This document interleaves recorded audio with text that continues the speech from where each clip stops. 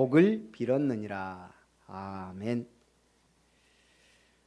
너무 많이 모였습니다. 5명 이상 모이면 안 되는데도 이렇게 많이 모이셔서 힘이 납니다.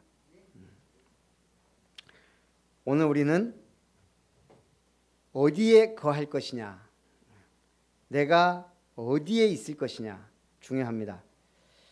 오늘 성경에 뭐라 그랬어요? 백성의 지도자들은 예루살렘에 거주하였고 그 남은 백성은 제비 뽑아 10분의 1은 무슨 성? 거룩한 성 예루살렘에서 거주하게 하고 10분의 9는 다른 성읍에 거주하게 하였으며.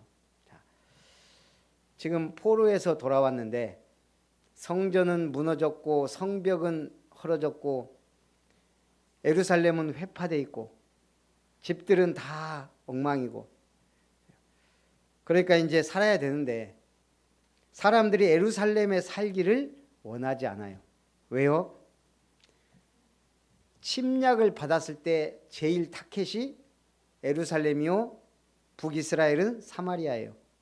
그래서 사마리아는 아수르의 사마리아가 정복당하고 나서 완전히 뿔뿔이 흩어졌어요. 남자들을. 그리고 외국인들을 들여왔어요. 바벨론이 남유다를 정복했을 때 예루살렘에 있는 모든 귀인들을 잡아 끌고 갔어요. 그러니 예루살렘에 살려면 위험을 감수해야 돼요.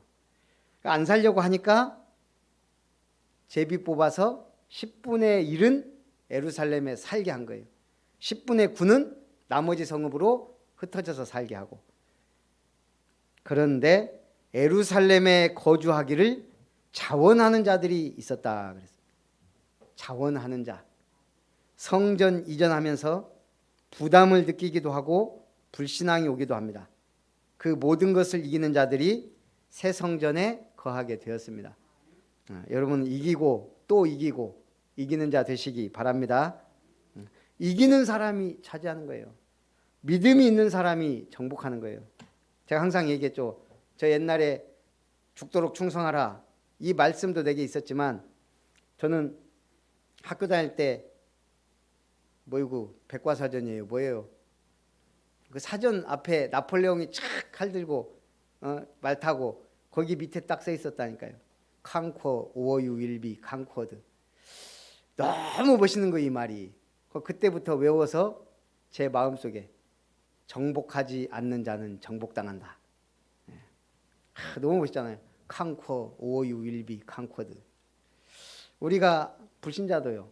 어쨌든 그런 딱 인생에 뭐가 있으니까 예루살렘에 거주하기를 자원하는 자, 정복하고자 하는 자가 어쨌든 정복을 하는 거예요. 그래서 우리 새성전에서 최고의 응답 받으시기를 주님의 이름으로 축복합니다. 예수 믿으면 거룩하게 살아야 되고 다른 삶을 살아야 돼요. 물론 맞지만 정말 복음 아니면 안 된다는 답이 나와야 돼요. 미국 다비드 칼란이라는 사람이 속이는 문화라는 책을 출판했습니다. 저자는 이 책에서 미국 사람들이 자기 분야에서 성공하기 위해 남을 속이는 문화 속에 있음을 비판했습니다. 유럽 보세요. 조금만 문제 터지면 막 약탈, 방화가 막 난리가 아니에요. 전 세계가 거의 그래요. 거의 전 세계에서 유일하게 카페에서 노트북 놓고 휴대폰 놓고 화장실 갔다 와도 없어지지 않는 나라가 한국이라는 거예요. 다른 나라는 필리핀 가면 처음엔 안 그랬거든요. 가이드들이 그래요. 가방 뒤에다 매지 말고 앞에다 매고 돈 절대 현금 꺼내지 말고. 외국 가면 지금 다 그래요. 무슨 일이 일어날 줄 몰라요. 반지 손 잘라가고 가져간대요. 그 정도로 무서워요. 그래서 하나님이 복음 있는 한국, 가장 안전한 나라에 제가 보니까 세계에서 가장 축복받은 나라예요. 어떤 눈으로 보느냐예요. 그런데 취업이 어렵다, 막 경쟁이 심하다, 막 이러면은 뭐예요? 헬 조선이라 그래요. 이 좋은 땅에. 그래서 어쨌든 이 다비드 칼란이 속이는 문화라는 책에서 대표적 사건으로 엘론 사건과 월드콤 사건, 회사 사건을 소개합니다. 이 두 회사가 거짓으로 회사 수익을 발표해서 미국 경제에 큰 충격을 줬습니다. 미국 사는 모든 사람은 크게 작게 이 두 회사의 영향을 받았다는 거예요. 이 책에 보면 월드컴 회사의 CEO 버나드 에버, 신앙 좋은 CEO로 소문이 나 있었습니다. 연설하면서 종종 하나님 이야기합니다. 직원 회의도 언제나 기도로 시작합니다. 침례교회 집사로 성경 공부 인도자입니다. 교회의 리더십 있는 사람으로 성경을 잘 알고 있는 분입니다. 자기 성경 공부 그룹에 누가 결석하면 바쁜 중에도 전화를 걸어서 왜 빠졌는지 참석하라고 종용도 합니다. 이런 사람이 미국 경제를 뒤흔드는 사기를 쳤다니 믿을 수가 없죠. 모든 것이 탄로난 후에 그가 고백한 말입니다. 이 모든 일이 예수님의 복음 전파에 걸림돌이 되지 않으면 좋겠습니다. 이 사람은 분명히 예수 믿는 사람이에요. 예수님을 사랑하는 자가 분명해요. 그런데 왜 미국을 흔드는 사기범이 됐을까요? 속이는 문화 속에 있었기 때문이에요. 그 속이는 문화를 이기지 못했어요. 많은 사람들이 그래 삽니다. 그러니까 교회가 이제는 손가락질을 받는 거예요. 이스라엘과 제사장들과 레위 사람들과 느드님 사람들과 솔로몬의 신하들의 자손은 유다 여러 성읍에서 각각 자기 성읍 자기 기업에 거주하였느니라. 예루살렘에 거주한 그 지방의 지도자들은 이러하니, 예루살렘에 거주한 지방 지도자들의 이름이 쭉 나옵니다. 유다 자손과 베냐민 자손 몇 명이라. 다윗을 따른 것도 유다와 베냐민 자손이에요. 중요할 때 보면 이 유다 자손과 베냐민 자손이 귀히 쓰임 받아요.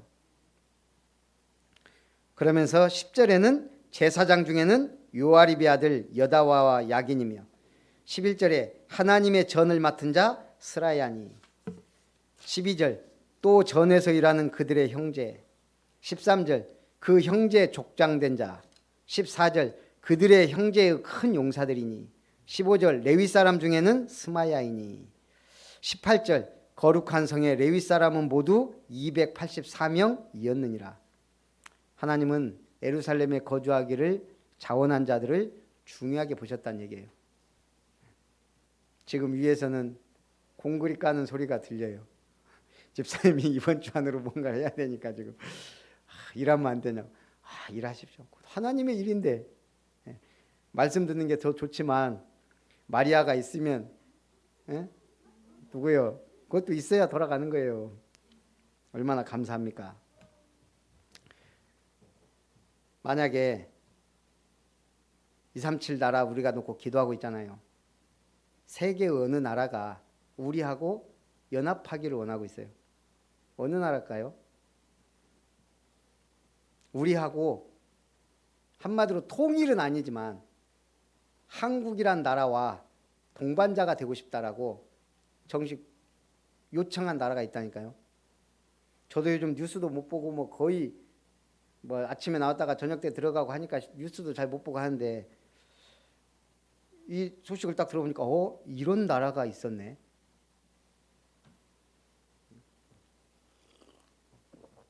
처음 듣는 얘기예요.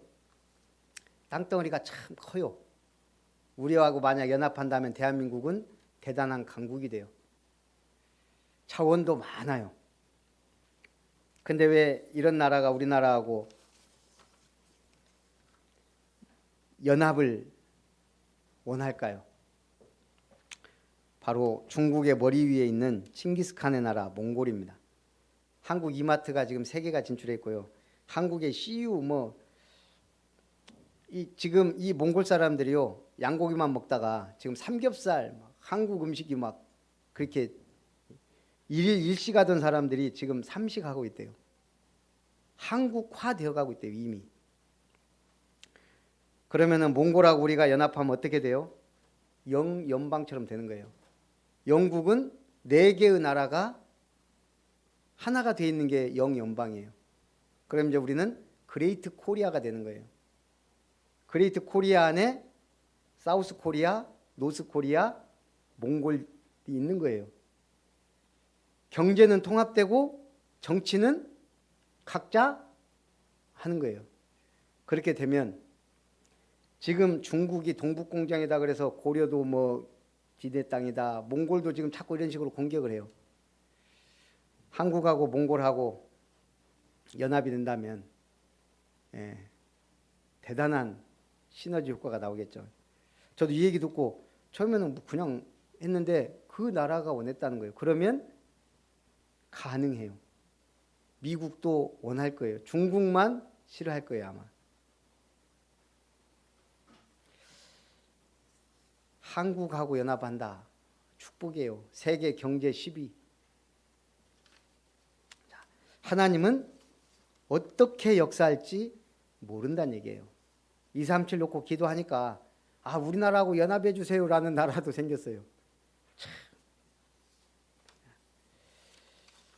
그러면서 19절부터 성문지기는 악국과 달몬과 형제인이 모두 172명이며 그 나머지 이스라엘 백성과 제사장과 레위 사람은 유다 모든 성읍에 흩어져 각각 자기 기업에 살았다. 그러면서 쭉 그 이름들이 나옵니다. 자, 우리 성도가 지녀야 할 3대 필수품이란 글이 있더라고요. 크리스찬이 항상 지니고 다녀야 될 3대 필수품은 자크, 눈 가리개, 귀마개다. 입은 자크를 채워라. 함부로 입을 놀리면 이웃과 원수가 될 확률이 높고 심판의 대상이 된다. 모든 재앙의 대부분은 입에서 나온다. 모든 교만도 입에서 뿜어져 나오고 다툼도 그 입을 통해 나온다. 입은 배의 키와 같다 그랬습니다. 성경이. 이 작은 큰 배를 작은 키가 움직이듯이 입조심을 하면 원수가 사랑하고 사라지고 평화가 깃듭니다. 눈에는 눈 가리개를 하라. 보는 것에서 죄가 들어오고 유혹이 온다. 하와가 보았던 선악과의 비극, 보암직도 하고 먹음직도 하고 탐스러워 보이는 것이 사단의 덫이었습니다. 보지 말아야 할 것에 미련을 두는 자는 그것으로 인해 자신을 무너뜨리게 됩니다. 귀에는 귀마개를 해라. 세상의 온갖 더러운 것들이 귀를 통해 자신에게 들어오기 때문입니다. 제가 이렇게 인생 살아보니까 듣지 않아야 될, 말아야 될, 몰라야 될 말들이 너무 많더라고요. 듣지 말아야 될 말을 들으니까 상처가 되고 마음에 뭐가 걸림이 돼요. 교회 안에 듣지 말아야 될 많은 말들이 있습니다. 쓸데없는 말 하지 말고 복음 얘기, 말씀 얘기만 했으면 좋겠어요. 교회는 그래야 문제가 없습니다. 그래도 다락방 오래 다니면 특징이 있어요.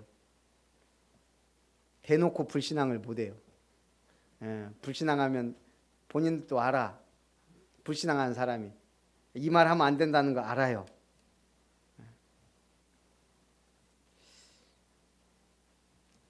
우리는 그만큼 연약합니다.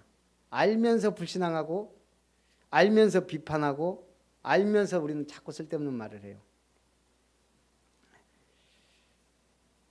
제가 이 박금화 권사님하고 오늘도 일을 해보니까 저분은 딱 일을 잡았다 하면 그냥 끝날 때까지 그냥 계속 불신앙할 시간이 없어요. 제가 이 건축 이걸 해보니까 뭐 불신하고 뭐 아침에 나왔다가 밤에 들어가면 피곤해서 자지. 아침에 딱 일어나면 사문을 해야지, 문자 보내야지, 구원의 길 그려야지, 시간 나면 기도해야지. 놀아도 노는 게 아니에요. 사람을 만나도 만나는 게 아니에요. 항상 내일 해야 될 일이 늘 생각나고 이제 꿈에도 생각나요. 오늘 하다만 일을 하고 있어요. 꿈에서. 우리 집사님이 2층 합판 사단하니까 그거 해놔야 또 일이 진행됩니다.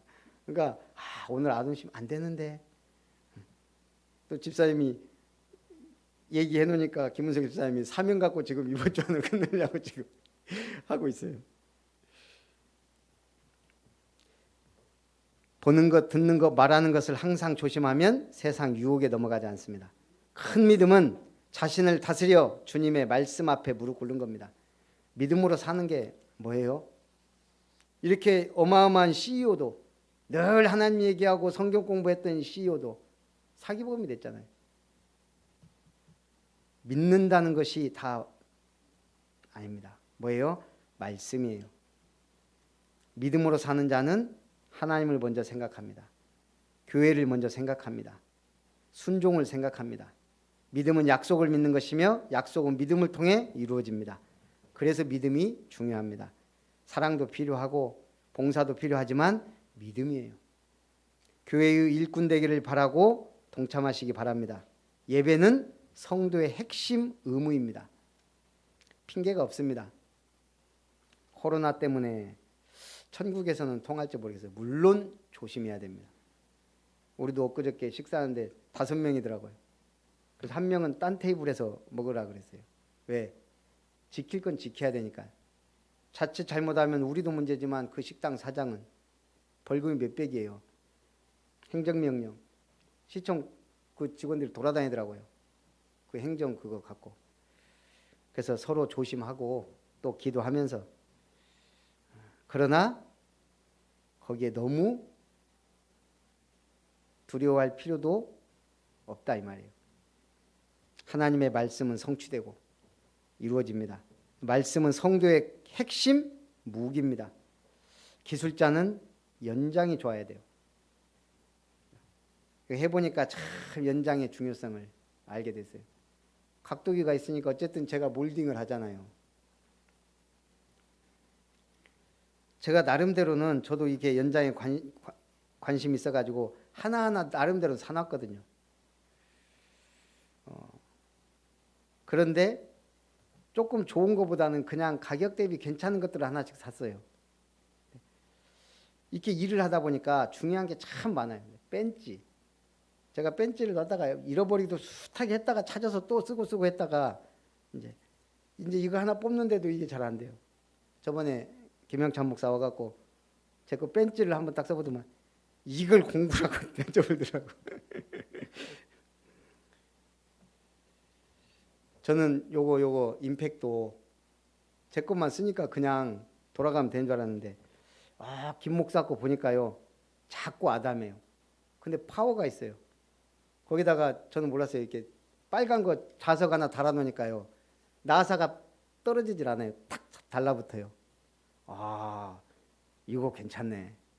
얼마짜리냐 물어봤어요. 관심이 있으니까. 줄자도 제가 갖고 있는 거는 허접해요. 근데 한 집사님이 갖고 와서 쓰는 거 보니까 괜찮더라고요. 그래서 당장 가서 하나를 샀어요. 제법 비싸더라고요. 2만 얼마. 그리고 그걸 사갖고 쓰는데 비교해 보니까 이게 달라요. 그건 코메론이고 나는 어디 일제 짝퉁이에요. 근데 가격은 더 비싸요. 이거는 보니까 나중에 보니까 14,000원이더라고요. 코메론은. 근데 이거 하고 이거 하는 분들도 다 그거 갖고 다녀요. 코메론. 잘못 샀구나.